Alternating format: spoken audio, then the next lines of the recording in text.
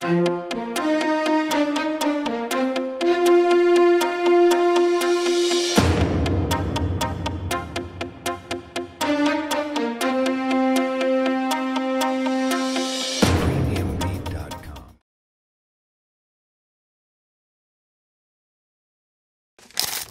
rêve, c'est de devenir journaliste. Mon rêve est que je vais devenir sage-femme à grand niveau. Bobey, une commune du département du Plateau, encore appelée Cité Ondo, s'étend sur une superficie de 400 km² avec une population de 123 677 habitants selon le recensement de l'INSAE 2013 et se trouve à la limite frontière avec le Nigeria. Bobey bénéficie de plusieurs actions du gouvernement dans divers secteurs dont le domaine de l'éducation, les cantines scolaires, la construction des modules de classe, la gratuité de l'école primaire et l'exonération des frais de scolarité aux filles du second cycle. Des actions qui lui facilitent la mise en œuvre de l'une de ses cibles prioritaires, la cible 4.1, d'ici à 2030, faire en sorte que tous les garçons et toutes les filles suivent sur un même pied d'égalité un cycle complet d'enseignement primaire et secondaire. Une bonne politique qui malheureusement est entachée par les cas d'abandon des jeunes filles, surtout dans les milieux reculés de la localité. Comme j'avais demandé à mes parents de m'aider à continuer mes études, comme ils ont dit qu'ils n'ont pas de moyens, c'est à cause de ça que je me suis dit je vais abandonner. Ça m'a beaucoup touchée. Je ne suis pas contente de moi-même, quoi. Tous les jours, je me cache quelque part pour penser à quoi faire. J'ai des amis qui ont continué. Ce que je voulais de la part de ma famille, c'est de m'aider dans mes études pour que moi-même je devienne quelqu'un de même. Ce que je vais dire aux jeunes filles de mon âge aujourd'hui, c'est que si elles trouvent l'opportunité pour aller à l'école, elles n'ont qu'à saisir cette opportunité. J'en veux à mes familles.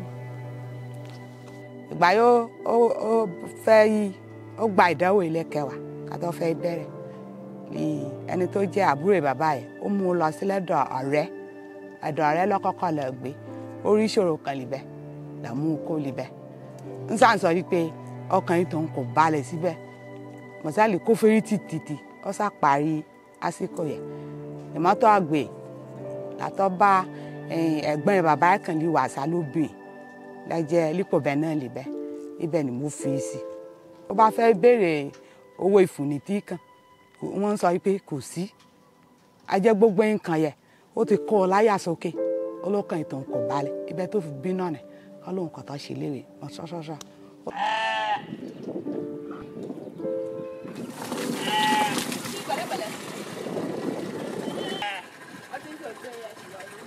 J'ai laissé les bancs à cause de moyens. J'ai des difficultés pour aller à l'école. Il n'y a pas de moyens pour étudier. C'est pourquoi j'avais abandonné les études. Ce sont mes oncles et ma grand-mère qui ont dit qu'il n'y a pas de moyens pour m'envoyer à l'école.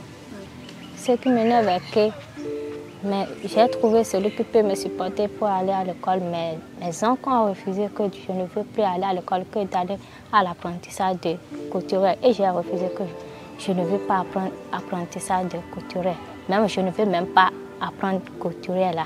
C'est cette femme là, celle qui me plaît à faire. Et ils ont refusé que si c'est ça que moi je veux, alors moi je ne veux plus apprendre un métier. Et j'ai dit que d'accord, pas de problème. Et maintenant, je suis à Koubé. J'ai fui pour venir à Koubé. Mon père n'est pas à la maison, il est au Gabon. Ma mère aussi, elle est malade et elle est chez elle maintenant. Quand on voyage, on laisse le foyer à la famille. La famille fait comme elle veut. L'enfant dit qu'il veut étudier. Ce n'est pas que c'est l'argent qu'ils voulaient pour l'aider qu'il n'y en a pas. Il faut faut essayer de le faire étudier. Demain, il y aura quelque chose. Avant de l'arrivée de leur papa, c'est vous qui va d'abord manger ça. Mais il me semble que dans la famille, il ne veut pas que les enfants fassent quelque chose de bien. Il voulait que les enfants restent sur le même endroit comme eux. Ce qui est bizarre là, si l'enfant dort de la nuit, le petit frère de son papa rentre dans la chambre pour vouloir le kidnapper, pour coucher avec lui. Et l'enfant dit non. À cause de ça, il prend le coupe-coupe, les grands coupe-coupe là pour le chasser, le provence de la nuit. La perception des parents sur l'importance de la scolarisation des filles, la distance qui sépare les écoles des lieux d'habitation, le faible revenu des parents, le mariage forcé, la proximité avec le Nigeria, les violences à l'égard des filles sous-entendent la faible promotion scolaire des filles dans ces zones rurales sillonnées, Izaba, Igana, Ibere-Okeita. L'année passée, nous avons enregistré 11 abandons des filles sur 29, ce qui donne 37,93% d'abandon. Nous avons constaté que les parents sont démissionnaires. Les parents sont démissionnaires. Il y a beaucoup de cas de filles que nous, en tant que membres d'administration ici, on aide dans les petits déjeuners. L'enfant sort de la maison pour venir à l'école. Elle doit rester à l'école de 7h à midi, parfois de 7h à 18h, parce que les maisons sont loin d'ici, sont loin de l'établissement. Il y en a qui quittent des kilomètres pour venir, et venir sans rien manger. Parfois, elles sont faibles. Vous voyez, quand l'enfant réfléchit à ça, elle dit que ce n'est pas la peine de venir. Un autre signe encore, c'est que elles sont menacées. Par les parents. Parfois, c'est peut-être des propositions de mariage, parfois. Parce que dans le langage des enfants, on sent ça, même si elles ne le disent pas directement. Nous, on sent ça. Les enfants, en classe de 6e, il y en a qui ont 17 ans, il y en a qui ont 18 ans. En classe de 5e, il y en a qui ont 18 ans, il y en a qui ont 20 ans. C'est des gens qui ont déjà pris un retard avant de commencer l'école. Donc, il faut, les parents voient que bon, peut-être que c'est une perte pour eux de laisser ces enfants-là évoluer, alors que c'est le contraire. Parfois, on fait appel aux parents. D'accord? Mais il y en a qui nous disent qu'ils n'ont pas notre temps. Je peux vous l'exprimer en nago. J'ai invité des parents ici qui m'ont envoyé cette réponse-là. Il y a des cas que nous avons récupérés par le biais de l'ONG Swedes, qui, peut-être dans leur programme, ils appellent quelque chose maintien des filles à l'école. Donc, avec leur aide, on a pu récupérer, pas seulement un cas, je peux dire 2, 3 cas comme ça, qui sont toujours là.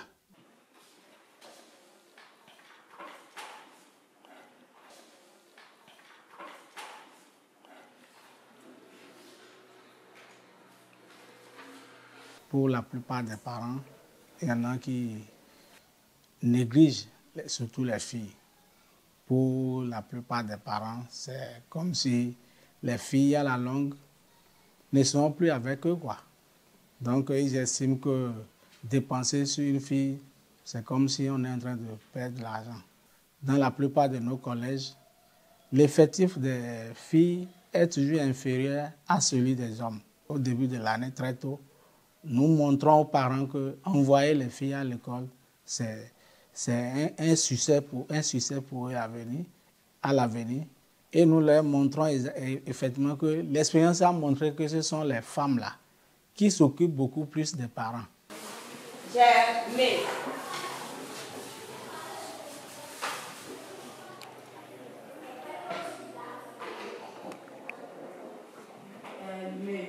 Nous avons un taux faible de scolarisation au niveau des filles.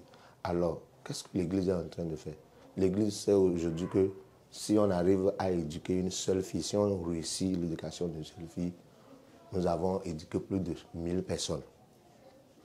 Alors, dans ce sens, nous sommes appelés à inverser l'idée selon laquelle la femme est faite pour le foyer, elle est faite pour l'apprentissage. Non, aujourd'hui, l'Église est en train de montrer aux parents que la scolarisation des jeunes filles est une priorité aujourd'hui. Nous, en tant que musulmans et chefs religieux, par rapport à notre population, dans les prêches des vendredis, nous communiquons à notre population par rapport à l'importance de la scolarisation des filles et des garçons dans notre société actuelle. Parce que lorsque vous n'êtes pas instruit, vous ne pouvez pas connaître le vrai du faux, le bon du mauvais.